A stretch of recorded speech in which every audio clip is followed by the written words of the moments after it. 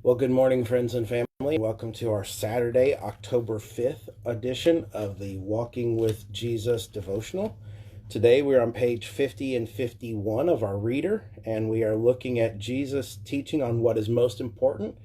And this reading comes from Luke chapter 10, verses 38 through 42. So here we go. As Jesus and the disciples continued on their way to Jerusalem, they came to a certain village where a woman named Martha welcomed him into her home. Her sister Mary sat at the Lord's feet, listening to what he taught. But Martha was distracted by the big dinner she was preparing. She came to Jesus and said, "Lord, doesn't it seem unfair to you that my sister just sits here while I do all the work?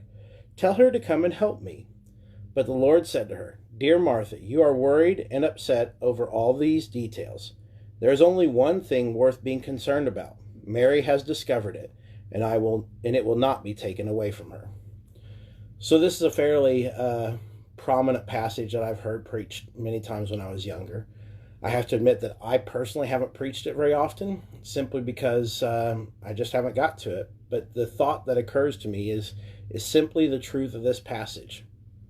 Jesus is saying it's better to spend time working on your relationship with God than doing the details of everyday life. Now, he's not saying we should neglect the details of everyday life. We have to care for our family. We have to care for our loved ones. We should feed ourselves. We should clothe ourselves. We should clean up our homes and make things presentable. We should do those things. But when the opportunities arise, we should always put God first. We should put the things of God first. And so on this Saturday, as you're getting ready to go about family activities and fun activities, I pray that you make sure that you take time for God first. Put God first, and everything else will fall in its place. Have a blessed Saturday.